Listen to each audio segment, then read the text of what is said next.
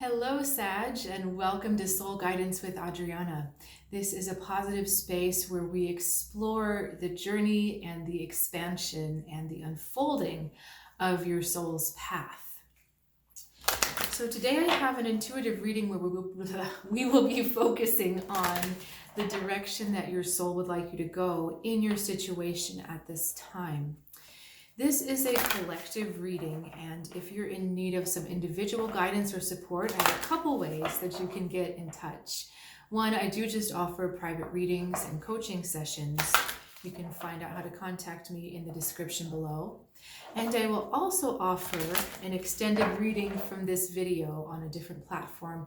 The link to that extended reading is also in the description below. Okay. Start with a message for Sag, please.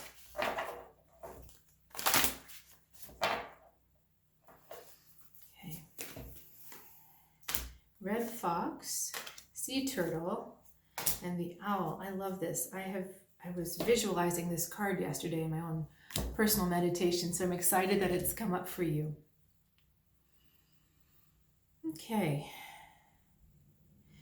So our message here, it's actually a little bit of a simple one. Keep in mind the big picture with the owl. Make sure that you're looking at all of the aspects of your situation without emotion as objectively as you can. Okay, and if you're having a hard time meditating on the owl or just trying to connect with the owl energy can really help you. There's so many layers to this image. You know, we have the woman with the owl, the inner owl, but then we've got this owl on top, and then we've got the wings spreading and then the cosmos opening in the back.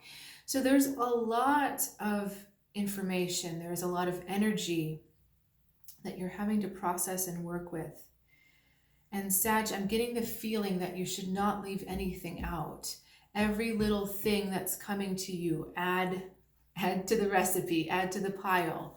Okay, don't leave any little thing out. Combine it all together, or just keep it together, knowing that it's all part of a bigger puzzle.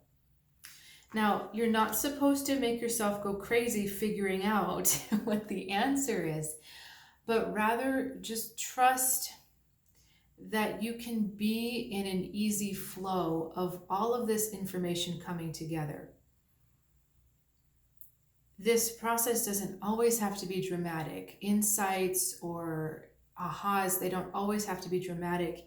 You can allow these energies to just start to fall into place, to start to make sense without forcing them or without needing them to make sense by a certain time. The sea turtle is telling you that you're being nurtured and guided on such a deeper level than what you realize. Sea turtles, we have to think a lot about currents because the sea turtles ride the currents in the ocean. And the ocean is so much bigger than any one sea turtle, but sea turtles don't get upset, right? They just follow currents. And I read a really interesting thing about the babies. I need to do a little more research, but sea turtle hatchlings follow the moon towards the ocean. So I don't know if sea turtles are timed with the lunar cycle so that they're always laying eggs on the full moon, but they use moonlight to navigate. And if there's another light on that's bright, maybe from a house or a beach hotel or something, they can get confused and they'll wander towards that light. So Sag, this is a strong message not to get confused, not to follow the wrong light. You need to follow the true light to that ocean. How do you know if you're following the wrong light?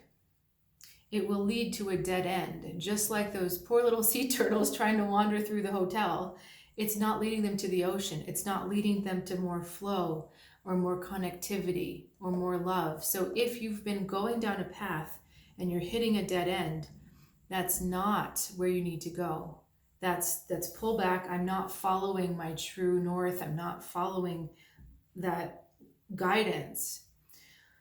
Because when you're truly in that guidance, in that flow, you should feel as supported as the sea turtle does by the ocean. All right.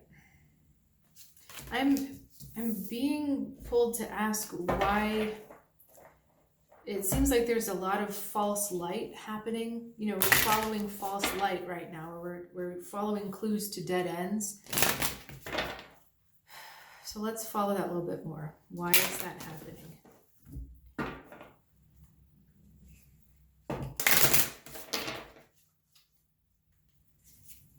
Okay. I don't know why this thought is coming into my head, but a lot of people like to watch YouTube videos to get answers about relationships. You know, YouTube tarot readings to get answers about relationships.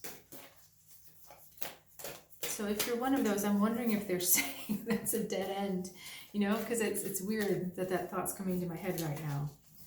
The problem with, the thing with YouTube videos, you know, this one included to some extent, is because we're reading a collective energy, it may be a little bit different. There may be a little bit of a different spin for individual situations. So, and plus the heart on both sides, yours and the other person's, has free will.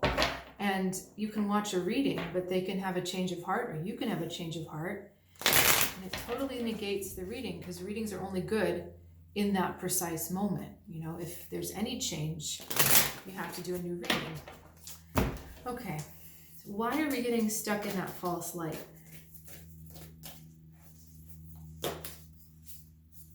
Son of Arrows, 5 of Wands, Ace of Cups, 6 of Swords. I'm sorry, 6 of Pentacles. This is about surrendering the personal desire to the collective or the communal desire, surrendering your desire to the bigger picture. Okay, so it's kind of like you've tried a lot of times. You've been trying to make this work, or trying to figure something out, and it's trial and error, trial and error, trial and error. And you know that if you keep trying, eventually you're going to get successful. But in the moment, you're not feeling like you're getting anywhere. It's like these guys are in a wrestling ring. These 5 of Wands, the Gila monsters, and they're equally matched, so no one's winning. And you just feel like that, like you can't gain any purchase. You're not getting any closer to your goal. And, you know, for some of you, this is a relationship, but you're being asked to sacrifice the relationship to the divine, or to the bigger picture, to basically, I don't want to say give up hope, but give up trying to force it, give up trying to worry about it, give up trying to figure it out. Oh, sorry, I thought I was going to sneeze there for a second.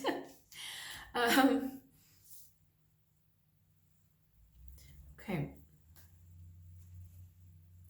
Have you ever thought, Sag, why you really want what you want? Is it just because it's going to make you feel better, or because you feel like it's going to bring you healing, or it'll bring you joy, or it'll bring you satisfaction? Have you ever thought about why it is that you're asking for it in the first place?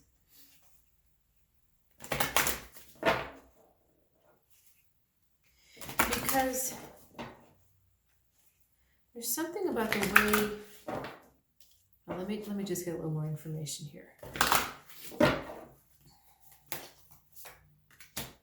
Raven and the cat. Wow, these cards look so similar, don't they, with the colors? Okay.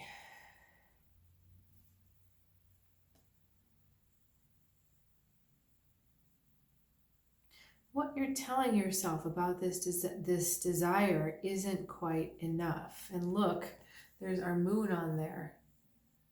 Okay, but the emphasis is here in that tunnel. Okay, so why?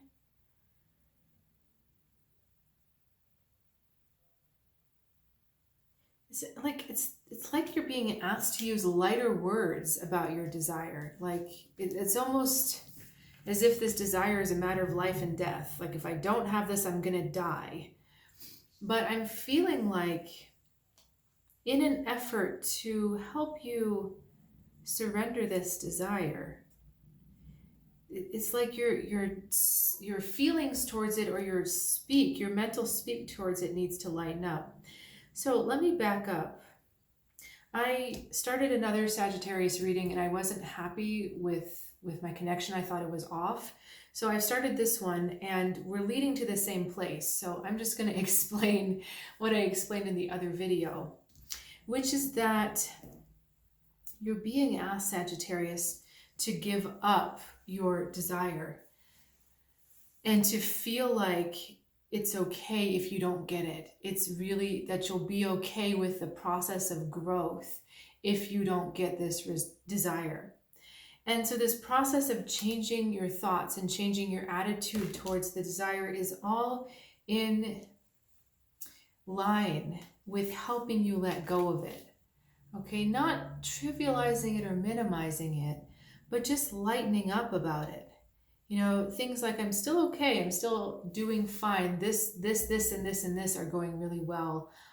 This other thing I'm learning about, and or you know, this is the way I'm growing. Just finding ways to say, you know, I'll be okay if I don't get it. I'll be okay if I don't get it. I will still be okay if I don't get it. I will still lead a fulfilling, vibrant, healthy, thriving life if I don't get it. Okay. There's something, so what's going to happen is when you truly feel and believe those words or similar words to that, Sag, it's going to help create an impetus for the desire to actually flow to you, or a better desire to flow to you, because I'm seeing so much orange. There's orange on this card. There's orange on my lamp or my vase. The cats have orange eyes. The fox, who we didn't talk about, is orange. These two cards. So we're looking at creativity, the ability to create.